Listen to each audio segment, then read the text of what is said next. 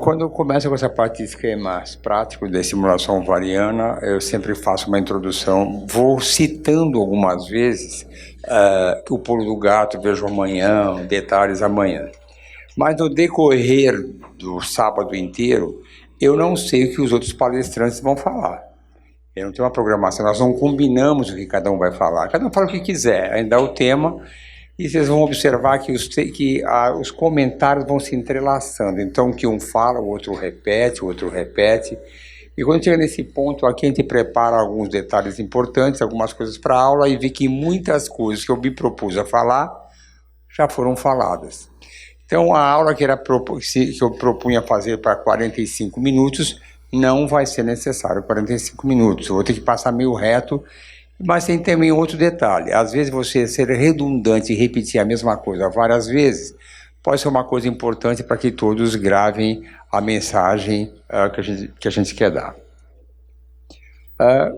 Quando nós falamos em reprodução assistida, todos os procedimentos, do mais simples ao mais complexo, merecem ou necessitam de uma estimulação ovariana. Então, a arte de induzir a ovulação é fundamental para que se consiga os melhores resultados da maneira mais rápida possível e com um bebê saudável e bem saudável. Então, determinar qual o melhor protocolo para aquela paciente é uma arte difícil, que você só com experiência conseguem. Por outro lado, nós deixamos aqui que vai ser a mensagem para aqueles que não têm uma experiência grande em medicina reprodutiva, que possam coordenar o seu raciocínio para que se consiga, com segurança, escolher o melhor protocolo de estimulação ovariana para aquela paciente.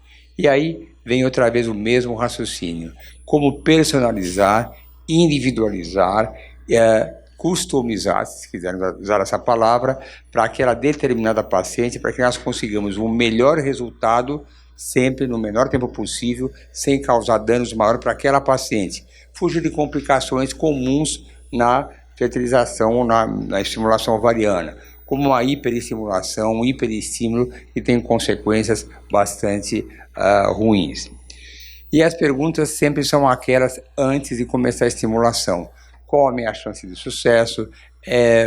A chance de ter gêmeos? Posso ter complicações? Tudo isso nós já comentamos, eu já falei isso, mas não custa nada repetir que estar pronto para responder as perguntas mais comuns é fundamental. E a gente repete sempre a mesma coisa: esteja pronto para responder as perguntas, porque as pacientes vêm preparadas para receber as respostas. E aqui eu ponho sempre as redes sociais. Hoje em dia nós temos que conviver com isso já há algum tempo, mas cada vez estão mais intensas. E quando eu falo de rede social, vocês estão vendo aqui que a cada intervalo eu faço uma foto, que evidentemente eu vou colocar, já coloquei muitas no Instagram da clínica, no meu, e assim a gente vai se divertindo, tornando o nosso trabalho também emocionante e divertido. Quando vocês vão determinar um tratamento para paciente, é muito importante que definam qual a chance de sucesso, qual o melhor tratamento. E temos casais que vêm já estressados e cansados e querem um tratamento mais eficiente, mais eficaz. Então é importante que vocês deem as estatísticas para que eles possam decidir aquilo junto com vocês que é melhor. É claro que se o marido tiver vasectomia, você não vai indicar uma inseminação. Se ela tiver uma obstrução tubária, você não vai indicar nenhuma inseminação ou algo semelhante.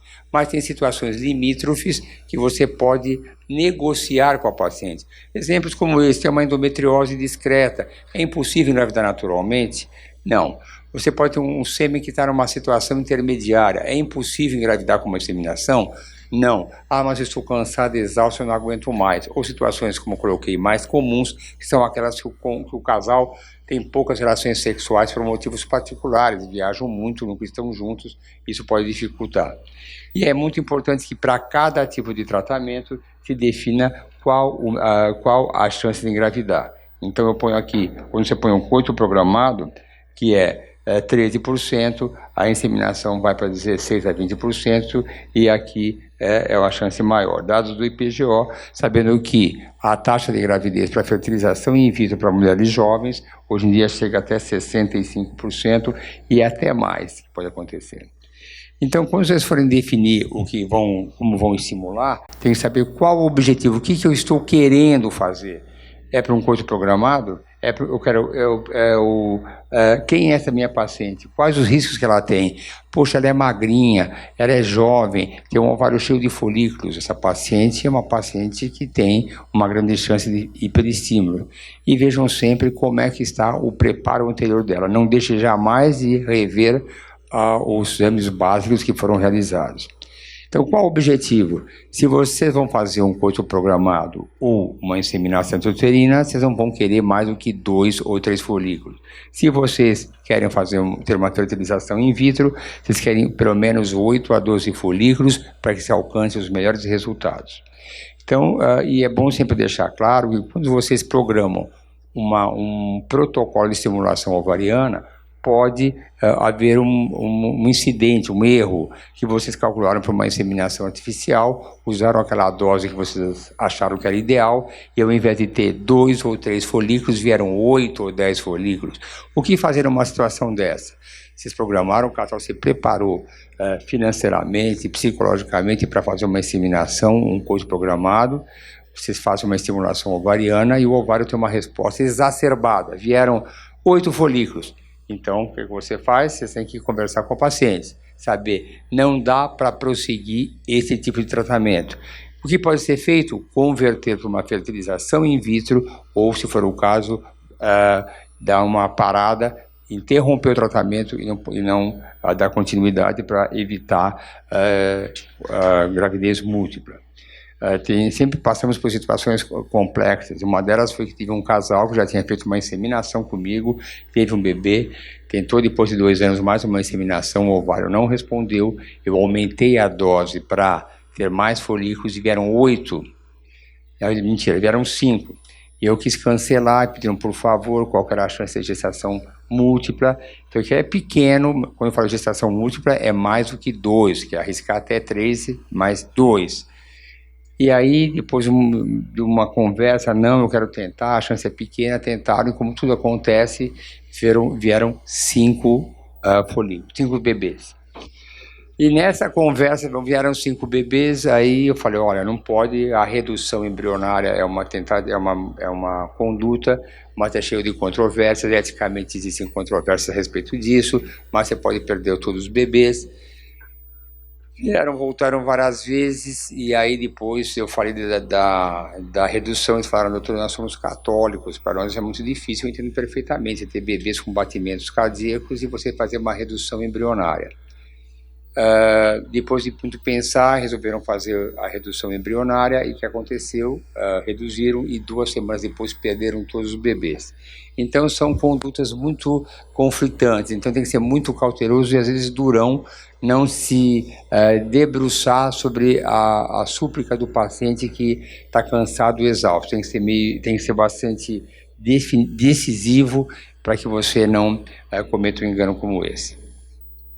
Para conhecer a paciente, eu vou começar a estimulação ovariana. Quem é essa paciente? Todos os protocolos, todos os esquemas de escolha do protocolo envolvem esses detalhes. A idade da paciente é fundamental. A primeira coisa que você faz, o primeiro momento da consulta, nós sempre, qualquer um, tem que olhar a idade da paciente. Avaliar a reserva ovariana, pelo ultrassom, número de folículos antrais, hormônio antimileriano. Saber, quando houver tratamentos anteriores, como foi que aconteceu, o que aconteceu em outros protocolos. Gestações anteriores, como ocorreram as gestações anteriores. Ontem me mandaram uma paciente que tem um útero unicorno, perguntou para mim, mas quantos embriões você vai colocar? É preciso de tantos óvulos dessa maneira? Eu falei, não, porque um útero unicórnio a gente transfere no máximo um embrião. E ela tem preocupação de ter embriões em excesso. Então, tudo isso deve ser levado em consideração, de ter óvulos em excesso, embriões em excesso, e aí vem mais uma vez a inteligência artificial, que pode definir para você, através de alguns processos, o melhor protocolo para que não sobre embriões, para que não tenha uma gravidez múltipla. Isso tudo pode ajudar. cirurgias ovarianas anteriores, tudo isso tem um valor importante. Se ela fez uma cirurgia de endometrioma anterior, saberemos que a reserva é pior. Se ela tem endometriose, a resposta também tende a ser pior. Se o índice de massa corpórea, se ela é magrinha, se ela é obesa, tudo isso deve ser levado em consideração na hora da escolha do melhor protocolo. Deixar sempre claro que a idade da paciente é fundamental para elas. Muitas falam, doutor, mas eu sempre me alimentei bem, eu faço exercício, sou saudável. Não adianta, ela se engana e muitas vezes ela acredita, por vir pessoas, celebridades que engravidaram numa idade tardia, acredito que com ela será a mesma coisa. Deixar bem claro que quanto mais passa o tempo, maior será a chance de abortamentos e menor será a chance de gravidez e de uma gravidez saudável. Sempre comecem avaliando o mais simples, ver o FSH do terceiro dia, um exame simples que qualquer laboratório faz sem nenhuma dificuldade, ver o hormônio antimileriano e os folículos antrais. Desta maneira, vocês vão poder ter uma ideia como deverá ser a resposta ovariana para essas pacientes.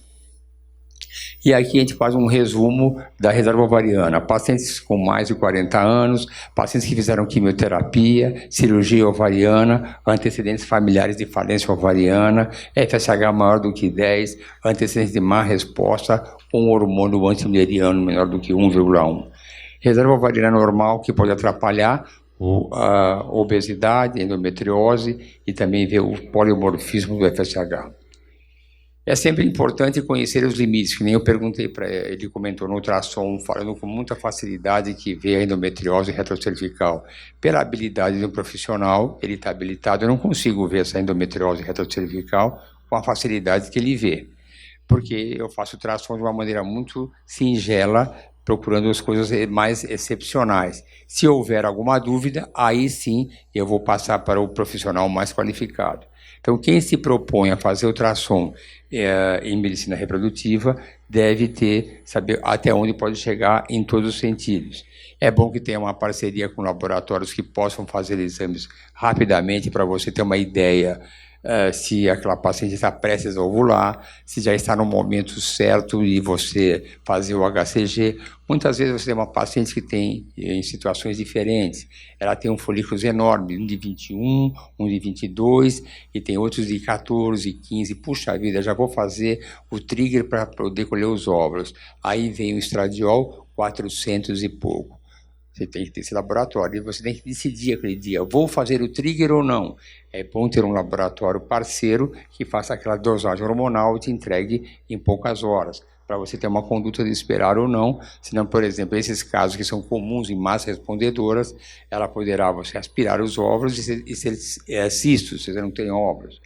Tem que ter o conhecimento básico, que é o que a gente procura fazer aqui, como agem as drogas, como faz o diferencial entre uma e outra, FSH recombinante, FSH urinário, é necessário LH, não é necessário LH e coisas como esse tipo.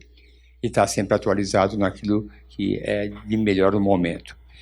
Os medicamentos que a gente usa numa estimulação ovariana são esses, o clomifene, que todos conhecem, o letrozole, que hoje em dia virou já uma prática comum.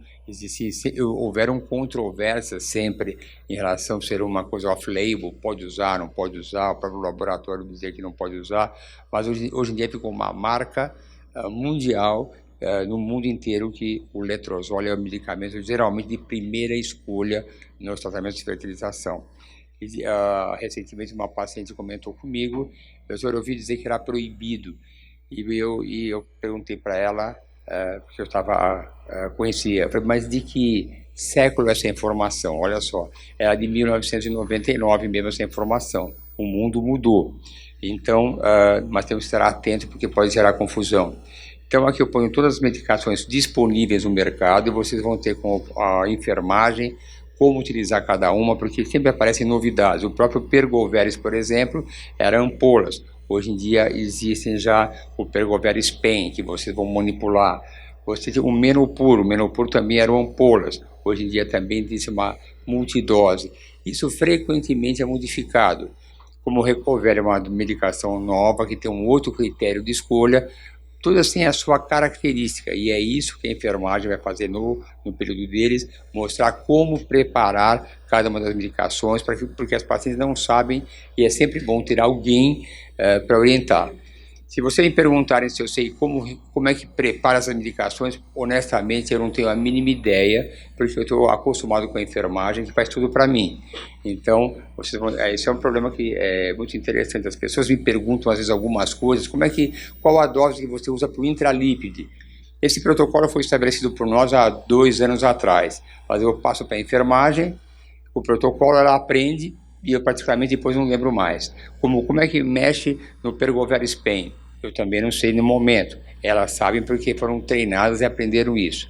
Por isso é importante ter sempre alguém na clínica que tenha experiência e vivência com essa medicação, porque o médico dificilmente vai ter tempo disponível para orientar a paciente como preparar. E realmente é muito comum essas mudanças do tipo de medicamento. Baixa complexidade e inseminação intrauterina. É só o mais simples que tem. Sempre começa com ácido fólico, metilfolato. Caso vocês tenham aquela história do MTHFR alterado, deve dar ou não deve dar. Essa história do ácido fólico, metilfolato, até hoje, tem os propagandistas que trazem para o DTN-FOL e outros ácidos fólicos. Na verdade, aí eu falo para eles, hoje em dia a gente só usa metilfolato, a gente quase que é obrigado a dar o metilfolato para pacientes. Quando eu digo obrigado, por quê? Porque está por aí na mídia, metilfolato é melhor, porque vai na cadeia direta, não tem absorção. Em resumo, é mais fácil dar metilfolato para todo mundo do que ficar questionando um ou outro. Mas isso é uma verdade também. Dou vitamina C e vitamina E simples, como antioxidante, ou em casos excepcionais, eu faço um outro tipo de suplementação que é personalizada para cada paciente. Sempre a estimulação começa no 3º dia, sempre acompanhado do ultrassom para ver o desenvolvimento do folículo, monitorizar o crescimento dos folículos até que eles alcancem 18 milímetros, e aí fazer o disparo do HCG e o suporte da fase lútea. Nesse caso, comparando com o caso de fertilização in vitro, nós sempre damos suporte no momento. Então a gente faz o trigger, faz a inseminação e dá o acompanhamento da fase lútea, porque não vai ser congelado nada. Os protocolos mais comuns que nós colocamos aqui são protocolos muito simples. Nós usamos simplesmente assim. Para segurança, o inibidor da aromatase, que é o letrozole, usado começando no 3º dia por 5 dias. Então, pacientes, por exemplo, que têm ovário policístico, são jovens, e querem só 1 ou 2 folículos, muitas vezes simplesmente dar o inibidor da aromatase é o suficiente.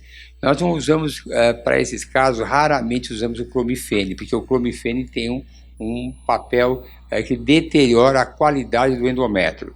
Então, hoje em dia, embora o clomifene ainda seja uma opção, nós usamos praticamente de rotina o letrozole, que é o Femara, e algumas situações associamos com medicamentos injetáveis. Então, se ela for uma paciente com ovário policístico, magrinha, que tem, portanto, uma ótima reserva ovariana, e queremos só 1 ou 2 folículos, utilizar o letrozole já é o suficiente.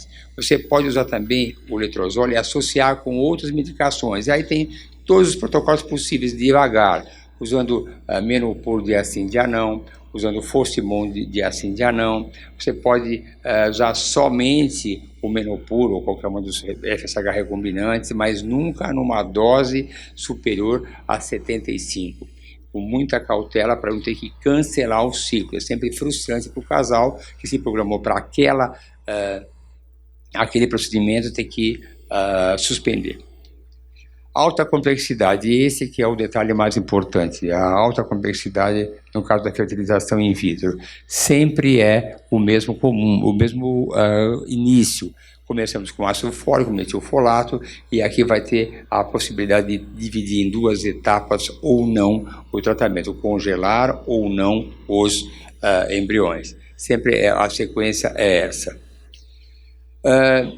Existem exames cada vez mais sofisticados para que nós possamos escolher o melhor medicamento. Então, para você falar qual será o tipo melhor de medicamento, tem o FSH urinário e o FSH recombinante. Tem pacientes que respondem melhor com o medicamento, tem pacientes que respondem melhor com outro medicamento. Não é um exame que a gente põe na rotina do nosso dia a dia, mas é um exame que em situações difíceis, que a paciente já teve respostas anteriores que não foram satisfatórias, eu posso detalhar ou nortear melhor o melhor tipo de medicamento, o FSH urinário o FSH recombinante. Então, com esse exame nós podemos ver, se for conforme a combinação, podemos usar o FSH ultra puro, ou Fostimon menopur. Se for o FSH recombinante, podemos ir por Egon, Gonal, Elonvo, Recover, um desses, e tem alguns que pode ser qualquer um deles. Então, é o primeiro detalhe. Definir a dose, isso é o critério mais importante de todos. Existem vários critérios para você definir a dose, principalmente para aqueles que não têm uma vivência em fertilização assistida. A dose varia sempre de 100 a 300.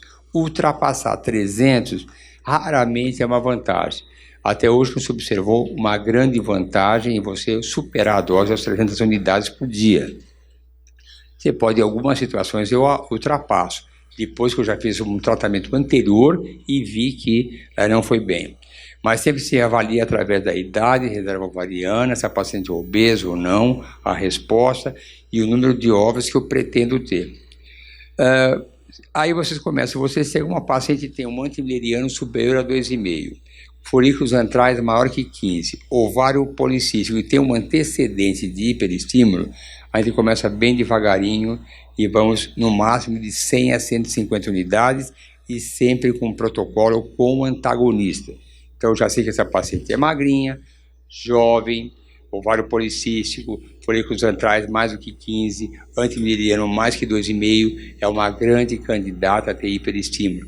Conclusão, eu uso sempre no máximo 150 por dia, no máximo.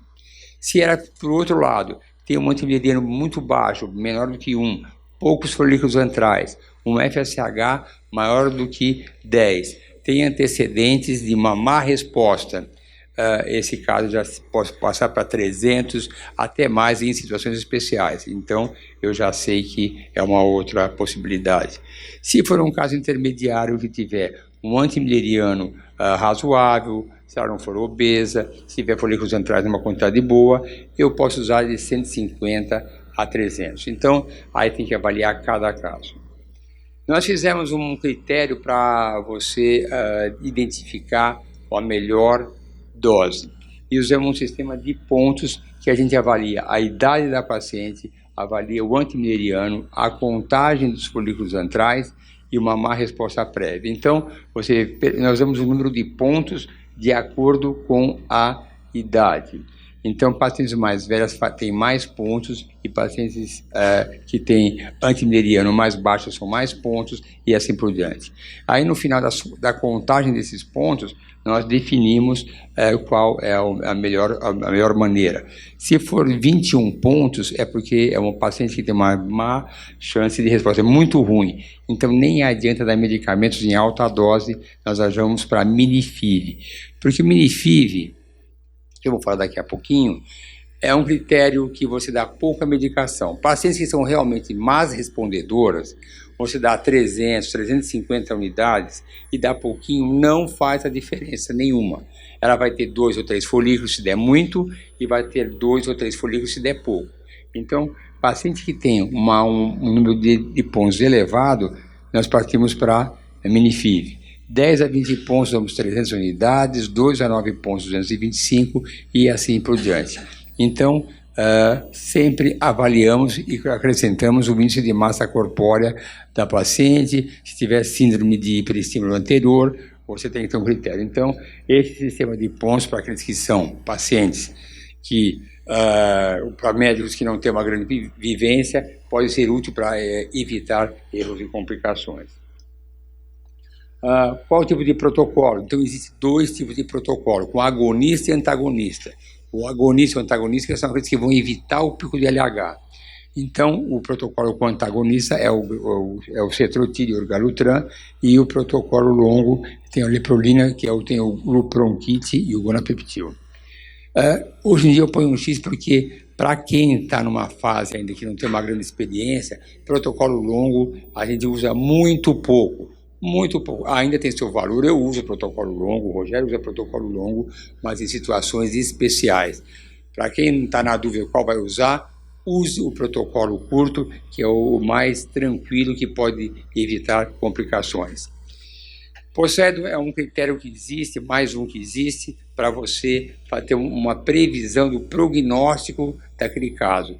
Então, existem vários critérios para você escolher a melhor dose, o melhor esquema. Poseidon tem esse objetivo, que ele avalia, de acordo com a idade da paciente, a reserva ovariana, ele pode definir qual é a resposta que se prevê e, desta maneira, você conseguir também ter uma previsão de como vai responder e escolher o melhor protocolo.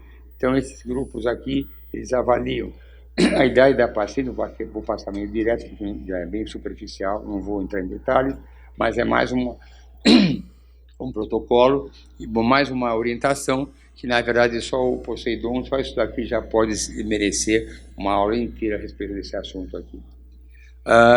Quando você vai escolher o antagonista ou o agonista, só para comparar as vantagens, o antagonista ele dura menos tempo, são menos injeções, porque o protocolo longo, você começa antes da estimulação no 21º dia.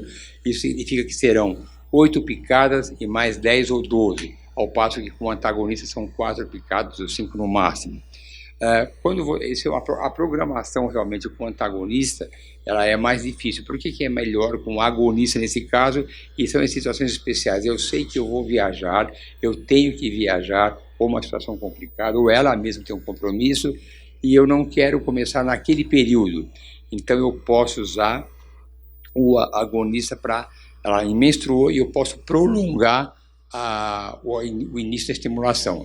Mas existem outros critérios, você pode usar pílula anticoncepcional, você pode usar progesterona, você pode usar estradiol, são outros esquemas que me permitem adiar a estimulação ovariana e programar de uma maneira melhor. É muito mais fácil você, às vezes, mexer com o agonista, porque você pode adiar, embora possa ser também uma situação que você possa ter o hiperestímulo.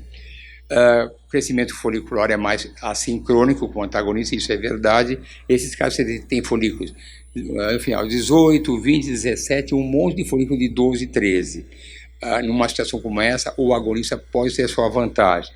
E você, quando quer acrescentar na estimulação ovariana, você quer acrescentar, por exemplo, usar o estradiol, usar o clomifene, usar o letrozole, isso mesmo pode ser impossível. E a grande vantagem do antagonista é que ele evita ter o hiperestímulo, que é uma situação grave. O protocolo antagonista, mais uma vez, você começa antes, no 21º dia do ciclo anterior, você começa a estimular o ovário e você vai até o final, e você tem os folículos, faz o HCG, e aí você vai coletar os óvulos, vai ter suporte da fase lútea se você for transferir. O protocolo agonista, você já começa direto. Aquele antagonista quer dizer que você pode usar a pílula, não tinha observado, se dá a pílula, você começa a estimulação e você vai para começa da pílula, começa a estimulação e você faz o HCG ou o agonista, deixando bem claro, se você for transferir, você pode usar o HCG, o Ovidrel, o Choromon. Se você for usar, não for transferir, você usa o agonista ou o gonapeptil. Então aí você colhe, fertiliza, congela os óvulos e depois transfere um outro ciclo. Se você for transferir os embriões, você não usa o agonista, que é o gonapeptil, você simplesmente usa o Ovidrel e aí você pode transferir.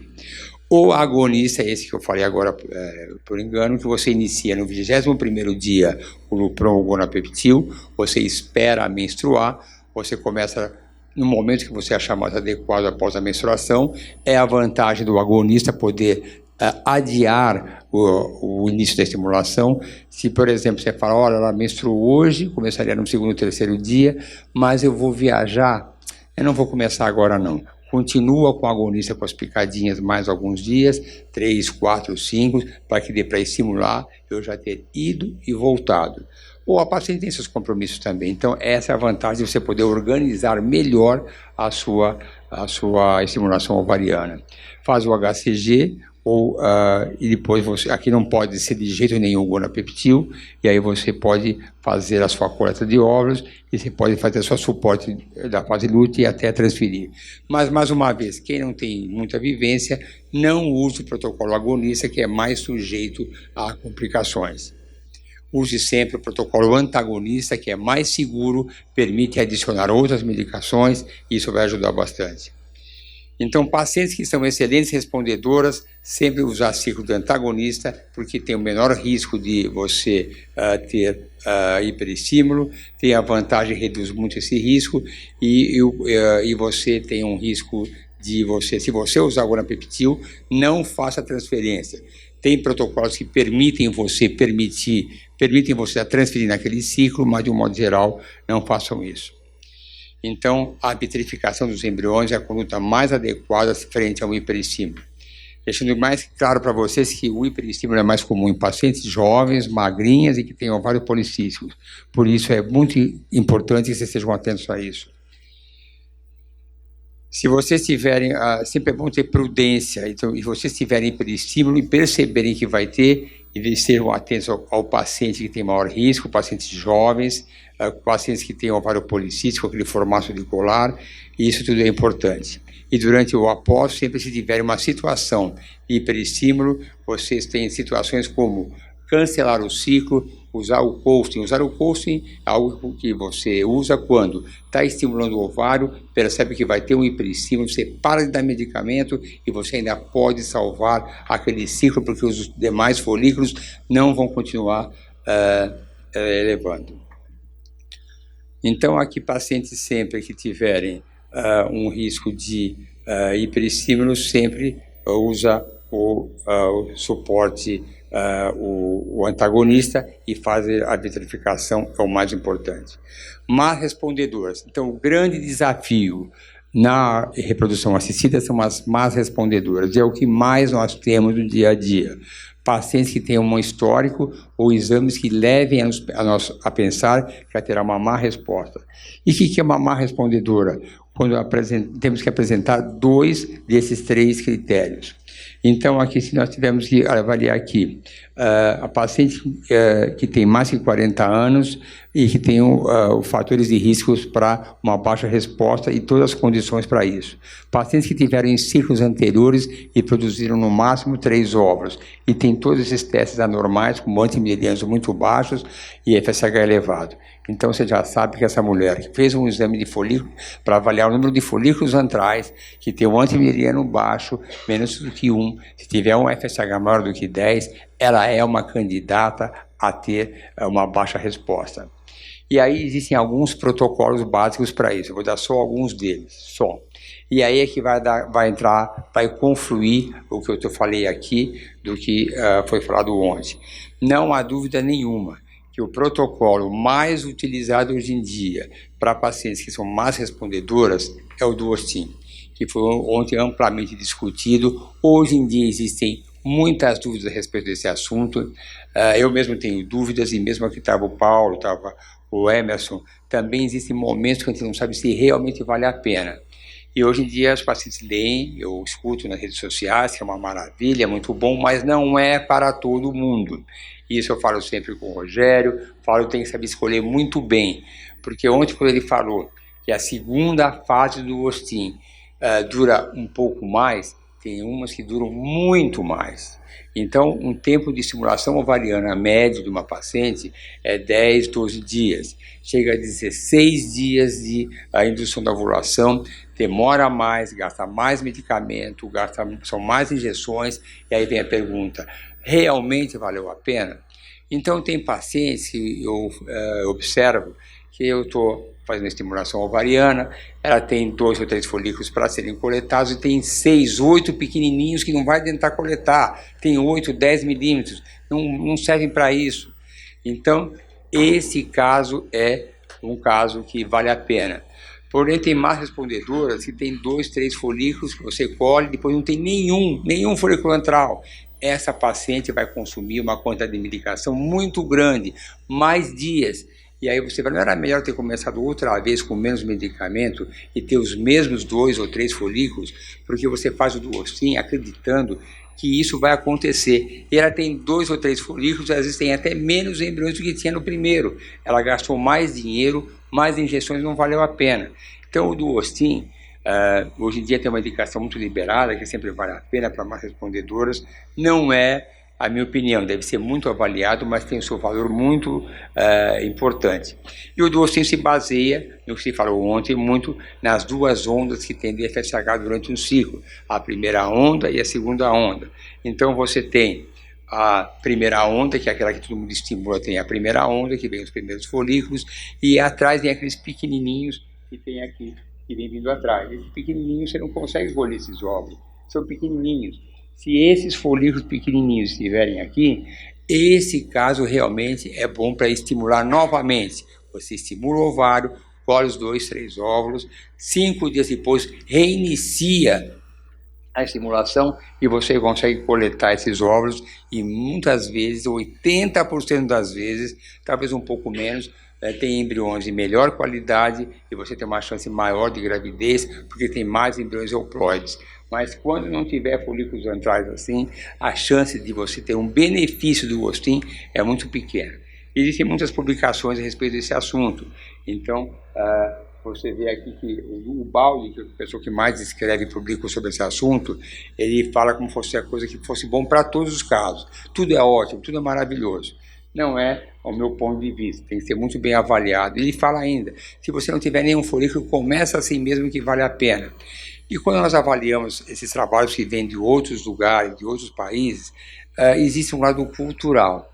É muito fácil você chegar para uma paciente que faz um tratamento na Europa, que grande parte dos países tem um tratamento subsidiado pelo governo, que quem paga o medicamento é o governo no tratamento. Se eu usar mais medicamentos, não deu certo, não mudou em nada.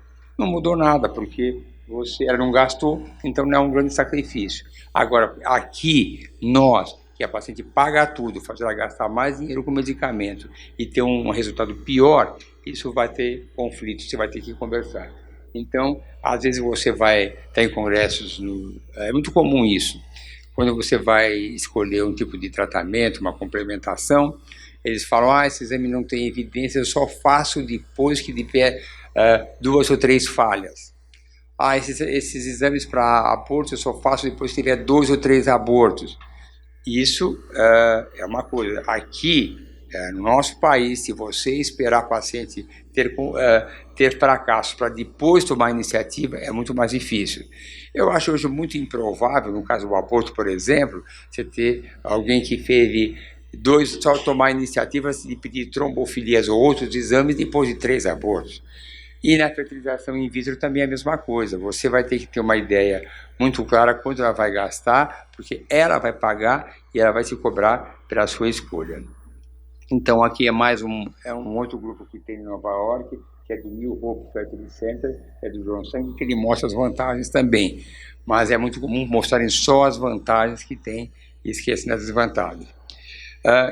Então o protocolo exatamente é esse, esse é o de Xangai, é o clássico que o Paulo comentou ontem, sempre a ideia é essa, cada um com o seu protocolo, você estimula a primeira vez, você aspira esses folículos, 5 dias depois, ou 3 ou 5 dias, cada um tem um critério, eu particularmente já estou preferindo ser no 6º dia, para ver se tem folículos antrais que vale a pena estimular.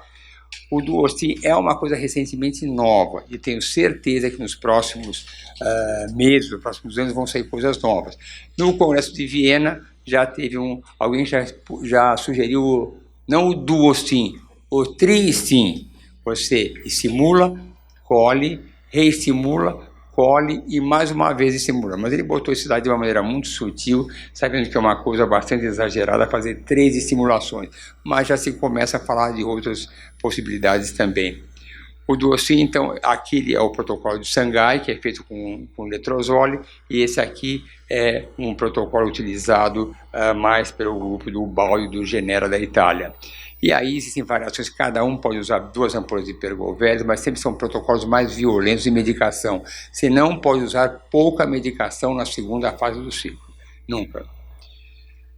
Aí existem protocolos que hoje em dia são poucos usados, mas é bom saber que existem. Hoje em dia, como eu falei, sempre é o Duostin o protocolo mais utilizado.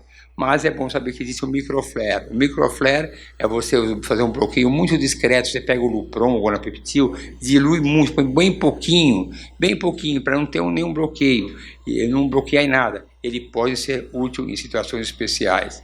Stop Lupron, é um protocolo antigo, também tem o seu valor. você bloqueia antes, nos 21º dia, quando for estimular, você para, porque você acredita que o agonista, o grupão que você deu antes, vai impedir o pico de LH, mas é sujeito a falhas, é um protocolo arriscado, mas é uma alternativa.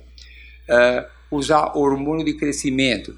Existem protocolos alternativos que eu vou dar para vocês agora que podem realmente ajudar o tratamento, podem ajudar.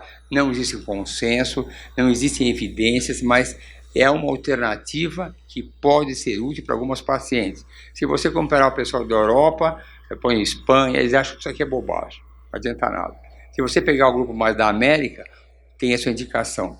Todo o congresso que eu vou, todo o congresso, quais são as palestras com mais pessoas? São qual?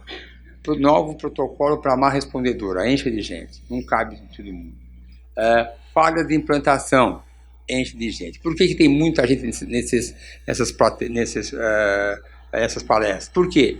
Porque é a maior dificuldade que todo profissional tem. Então, sempre alguém está inventando algum novo protocolo para má respondedora. Hoje estou indo para uma imersão no IVE na Espanha, em Alicante, e é uma coisa muito bacana que você vai dentro de um centro de reprodução humana grande e vão poucas pessoas e você circula pelo centro de reprodução. E a grande vantagem que tem nesses encontros pequenos é que quem está lá é mais sincero, né? O cara tem uma conversa... Porque você vai em conversa muito grande, as pessoas falam aquilo que tem que falar. Então, sempre tem por trás daquilo muitas pessoas, tem patrocinadores, você não pode falar qualquer coisa. Quando você vai num encontro pequeno, você tem uma conversa particular e fala, não, eu faço isso, eu faço aquilo.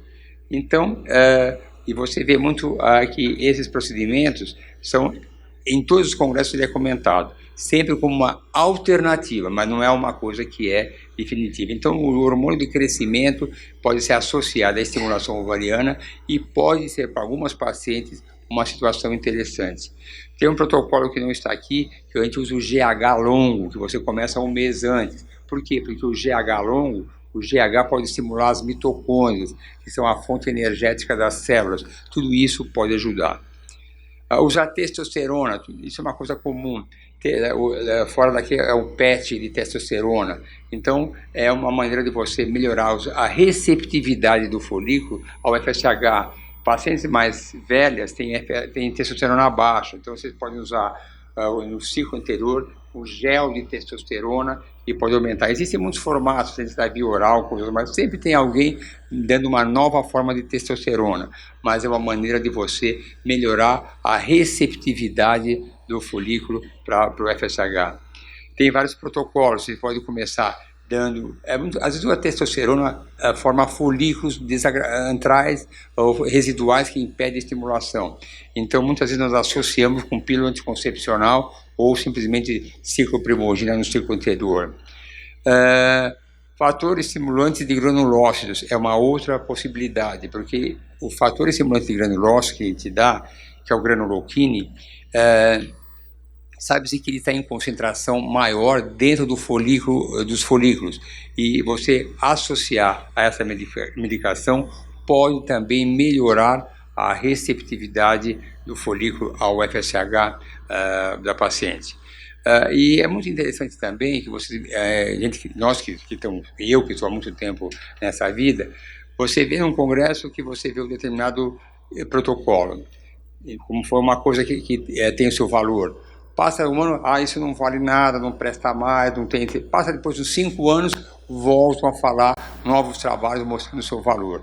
O GCSF é um desses, que há um tempo atrás nós fazíamos, depois nós continuamos fazendo porque nós acreditamos, falaram que não adiantava nada, mas só usamos em casos excepcionais. Fizemos um trabalho sobre esse assunto para um congresso e recentemente, no ano passado, foi feita uma nova avaliação e o nosso trabalho foi usado como um dos importantes para a revisão sistemática deles. Minifib também é algo que nós temos utilizado, que é uma indústria ovariana com baixa medicação, baixo custo, são menos injeções, você vai ter menos quantidade de folículos e pouco risco de hiperestímulo. Nós usamos a Minifiv para duas situações extremas, ou para aquela má respondedora ou aquela muito respondedora. Se a paciente tiver muito medo, porque uma paciente que passa pelo hiperestímulo é traumatizada, teve que internar, muitas tiveram ascite, ficaram internadas 3 dias, muitos foram até para a UTI, então ela não pode nem ouvir pensar, não quer nem pensar nisso. Então você pode fazer Minifiv, dar pouca medicação, vai ter 3 ou 4 óvulos, isso vai tranquilizá-la e ter uma chance boa de gravidez se for um Minifiv bem conduzido. Pacientes que são mais velhas, tem um antimileriano super baixinho, ela tem um FSH alto, você já sabe que ela vai responder mal. Qual faz diferença você dar 300 unidades? Vai ter 3 folículos. Dá pouca quantidade? Terá 3 folículos. Aí vem o raciocínio que é melhor dar pouca medicação, menos gasto, e você poderá repetir várias vezes o tratamento e fazer até um banco de ovos, um banco de embriões, para que ela possa acumular e depois ter uma transferência maior. Então são pacientes com idade avançada, ou têm baixa renda, querem usar pouca medicação, é uma chance que você dá. Existe o protocolo de quem inventou, foi o Cato e o Sherman, que começaram com isso e usaram esse protocolo, só que o protocolo deles é muito simples. Eles usam só clomifene, não usa o antagonista, ele usa o clomifene de ponta a ponta, porque o clomifene também tem o seu valor para bloquear o LH. E um dia eu conversando com o Sherman, que o Sherman ele é bem de idade, ele é bem pequenininho, mas é um indivíduo muito poderoso. E ele continua com o clomifene porque pica evita o pico do LH. E eu conversei com ele particularmente, eu falei assim, você não tem medo? Não, às vezes eu dou um anti-inflamatório, que o anti-inflamatório não esteroide também inibe o pico do LH, mas pode perder o ciclo. Então, a desvantagem do clomifene, de fazer esse protocolo, é que você obrigatoriamente você tem que congelar os seus embriões. Nós fazemos um protocolo diferente, a gente usa o letrozole, como eu falei, o clomifene pode atrapalhar a receptividade do endométrio, usamos o letrozole, nós usamos um pouco também de medicação de antagonista e podemos aí no caso fazer o HCG e transferir os embriões. Tive um caso esse mês, ou 2 meses atrás, era um casal, o marido era bem divertido, tinha feito vários tratamentos, uma reserva ovariana ótima, e blastocistos ótimos, e não engravidavam. E estavam cansados de congelar os embriões, porque congelava e não engravidava. Para ele, eu fiz um protocolo alternativo que foi Minifiv, que para esse caso, para quem tinha passado por várias experiências ruins, esse caso poderia ser uma nova alternativa diferente, porque era uma nova esperança para eles. Teve 3 folículos, 2 embriões, transferi em D3 e engravidou. Não é para todo mundo, não é um protocolo usado na rotina, é um protocolo de exceção especial. Nossa. Minifiv Plus é aquilo que nós fizemos, que a gente usa a progesterona no lugar do antagonista, que é a gente usa do Faston, a medroxiprogesterona, é uma maneira de você evitar o pico de LH. Suplementações, coenzima Q10, DHA e vitaminas específicas. Nós usamos a coenzima Q10 para barra respondedora, porque ela estimula a mitocôndria, pode ajudar, usamos em altas doses, 500, 600, mais que o normal. O DHA também aumenta o nível de testosterona e aumenta a especificidade. Damos vitaminas específicas, a gente usa particularmente essa fórmula aqui que nós usamos, que é que põe vitamina C, usamos o metilfolato, pectogenol, antioxidantes, a coenzima Q10, 600 mg em altas doses, é uma maneira de você fazer isso. LH, essa é uma discussão, esse que eu vou agora lá para Alicante, vamos falar muito da LH, que LH é importante. LH é importante e nós usamos sempre na estimulação o LH. Tem a sua indicação específica, mas na nossa rotina, todos os nossos protocolos, nós já colocamos o LH qual que é LH? O Pergoveris, o Menopur, o Melional. Sempre nós acrescentamos um pouco de LH em todo o protocolo. Eu vou passar mais rapidinho nisso daqui, como é o protocolo, que não acho tão importante. Tomar alguns cuidados da elevação, isso é uma coisa importante. Você quer fazer um ciclo e a paciente quer transferir os embriões naquele ciclo. Você se programou para transferir os embriões naquele ciclo. Tudo programado. Aí você tem que fazer a dosagem hormonal. E é aí que entra a importância de ter um laboratório de análise clínicas rápido. No dia de fazer o HCG, a progesterona está 2,2. Vamos exagerar. Esse endométrio já não é mais receptivo, então não pode transferir. Então, a ideia é estradiol, progesterona, do modo geral, maior do que 1,5 até 2, não deve ser transferido os embriões. Isso é importante. Então, o 1,5 é o clássico, mas pacientes que têm muitos ovos, até 2 é aceitável. Bom dia. Eu gostaria de saber se vocês têm algum preparo para começar ciclo?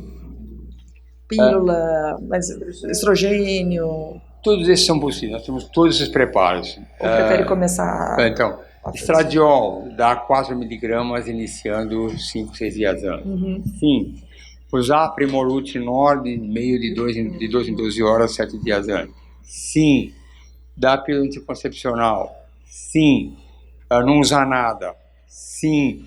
Então, quer dizer, não tem todos esses protocolos a gente vai ajustando. Mas como que você faz com mais frequência? Olha, com mais frequência eu vou dizer, as minhas pacientes hoje em dia, a grande maioria tem 40 anos, muito. Então, assim, se eu tiver um ciclo normal, eu não uso nada. Menstruou como é?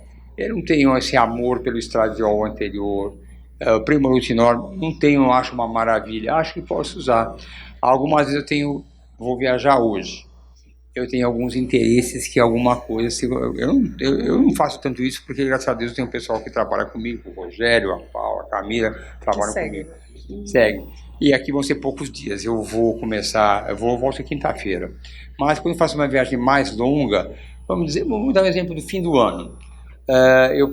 A paciente vai menstruar no dia 28, eu quero ter interesse de esticar um pouco mais, aí eu uso estradiol, alguma coisa desse tipo. Então, não tem o que mais faz. O que eu acho, você não pensa que a gente trabalha junto, o que eu acho, o Rogério acha, o Paulo, não é assim não.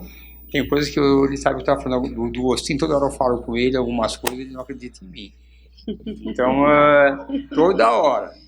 Tá vendo? Tá vendo? Tô falando para você, mas é assim mesmo, tem coisa que ele gosta, então é por aí. Então, a gente sempre está atento a novas alternativas. Então, vamos pegar o exemplo, eu vou para Alicante, vou no IVE, ficar em Alicante, ficar lá 4 dias, e vai ter, um negócio bacana se dar um passeio para conhecer a clínica, é legal saber como é que é, aí vai ter umas aulinhas de sempre, mais respondedoras, eu já sei até que eles vão falar, porque na verdade eu os conheço de sempre por aí. Mas lá eu sei como é que é, porque vou fazer aquele, vai ser bem engessado o negócio. Agora, quando você viajar aí para congressos grandes, eu estava falando com uma aula que era sobre reativação folicular. Era uma coisa que era só uma coisa, não podia fazer pergunta nenhuma em público. Aí quando ele saiu, era um moço da Noruega, eu fui fazer uma pergunta para ele e falou: olha, eu tenho muito conhecimento, mas paciente eu não tenho nenhum. Ele não é um cara que põe a mão na massa. Então... e às vezes você fica vendo os detalhes. Eu sou muito sincero, quando eu vou em congresso eu vou até o final. Eu estava vendo um americano e o hotel era do lado e eu ia pegar o táxi para o aeroporto. Eu fiquei até 5 minutos antes, que era uma de má respondedora. Eu sou sincero, isso que eu falei para vocês aqui, ele mostrou o último slide, eu tenho fotografado, é o que a gente faz. E tudo é assim, até essa parte imunológica que ele falou, tudo igualzinho, a gente está muito atento a tudo. Temos a todos os protocolos e não tem uma coisa... E aí vem o negócio da personalização. Realmente, eu nunca fiz um negócio por atacado.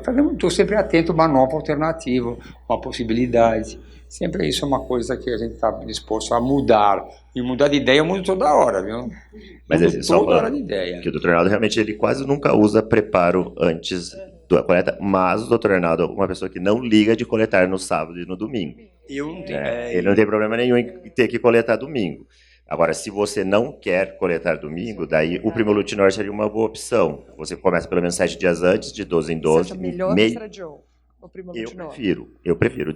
Dá meio comprimido de 12 em 12. Você começa pelo menos 7 dias antes do dia que ela ia menstruar. E daí você vai... O ideal é você manter até uma sexta-feira Se você parar na sexta à noite, ela geralmente vai menstruar na segunda, você começa na quarta, e geralmente vai cair na segunda, se for um protocolo de 11 dias. Agora, o ciclo pode ser mais curto ou mais comprido. Você começa em qualquer fase do ciclo, premolutinol. Não, 7 dias antes da menstruação. E eu confirmando que ela já ovulou. Confirmando que ela já ovulou. Não,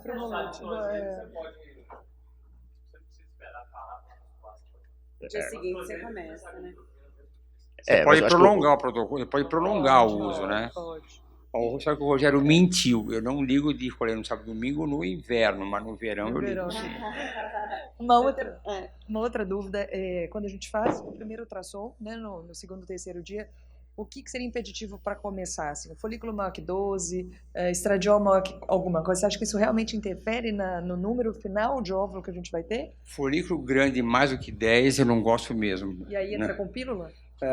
Se for uma má respondedora, não dou. Aí, Espero mas eu espero o segundo ciclo, aí eu vou ajustar realmente para aquele caso, né? Então, o endométrio está grosso, a gente tem como dosar rápido, dosar um estradiol na órbita, se está alto, progesterona. Se tiver baixo, às vezes, aí eu pego casos tão ruins, mas vem de várias tentativas, não começa nunca isso. Tá, estradiol baixo, progesterona baixo, tem um folículo de 12, eu falo, vai porque não dá mais, entendeu? Ela não aguenta mais. Então, assim, para tudo tem uma exceção. O certinho a gente faz, mas tem hora que você tem que conhecer a paciente, ela está exausta, está há 3 meses, a gente tem pacientes de fora, de outros estados, vem de longe. Eu acho que vem... nas ondas foliculares, você podia ir, você tem que ter um bloqueio mais precoce, né? Sim, Mas sim. você pode ir, né? E a última dúvida é se tem um cisto folicular. Então, é um cisto não roto que está lá 3, 4 meses. Vocês funcionam para começar a FIV ou você começa a FIV com ele? Porque ele não está produzindo estradiol, ele não está produzindo progesterona, Eu sei, tá mas tudo baixinho. eu prefiro funcionar. Funcionar. Eu não sei se ele... Eu prefiro, porque ele me atrapalha toda hora. Depende, está aqui, vamos funcionar? É uns folículos, eu falo, você aguenta funcionar com uma anestesia local? Eu topo. Falo que é um ai, aspirou, acabou. Então eu prefiro aspirar. E já faz o exame do folículo, esse negócio todo do líquido, tudo bem. Onde vocês conseguem usar as mutações de receptor de FSH aqui em São Paulo? Aqui, o receptor nós temos aqui, sempre parece Genomix, mas não é Genomix, como é que chama? Não, o Fleury, mas o Fleury faz também. Aliás, para contar, quem cuida do Fleury, quando começou esse receptor, é que parece também Genomix, eu nunca consigo falar o nome da empresa. Estava até por aí. Parece, depois eu falo, eu sei qual que é, vocês me ligam, eu vou falar para você. E Genomix, Não sei. Eu falo para vocês rapidinho. A gente sabe qual que é. Eu te falo direitinho. As enfermeiras sabem de cor. O Fleury faz. O Fleury foi o que começou a fazer. E o Gustavo falou, comecei a fazer por tua causa. E quando saiu, a gente começou a pedir para todo mundo. Também não é tudo isso também, não. Eu pedi antes para todo mundo. Quando o paciente já vem de vários fracassos, sem sucesso, vamos tentar melhorar isso. Hoje em dia se acha quem é o tipo de FSH, que é aquele mais direcionado para FSH urinário, você já sabe que é caso que vai ter má resposta longa, então você já pode se prevenir isso. Receptor de LH também é uma coisa que se fala muito, mas no final a gente dá LH para todo mundo. Hoje em dia a gente sempre começa com um pouco de LH ou finaliza com alguma coisa com LH. O protocolo de GH que a gente viu, como que eu prescrevo o GH para paciente em que dose de GH? Olha, existem 1000 protocolos, muitas variações, muitas. A gente usa o Ormotrop, que tem 4 unidades, é o Ormotrop. Tá. Existem outros hormônios de crescimento, que o Sizing, que é uma canetinha, vem de outra unidade. Então o Ormotrop, para nós, ficou mais simples, entendeu? Para você avaliar. 4 unidades. Só uma coisa, nos outros, se não for, às vezes é em miligrama, mas todos eles na bula tem a tabela de conversão de miligrama para unidade. Daí você tem que fazer a conversão para ver quantos dá 4 unidades. 4 unidades. É que para paciente comprados é mais fácil o Ormotrop, porque já vem a ampolinha certinho, entendeu? O outro tem que regular, a canetinha, às vezes é um pouco mais difícil. Tá. E quanto ao uso de DEA, de coenzima, testes, você faz tudo isso como preparo para paciente ou é um ou outro? Olha, coenzima Q10 eu uso muito. Eu tomo coenzima Q10 todo dia, porque eu acho legal. estimula as mitocôndrias, estou contente, estou feliz. Tá bom.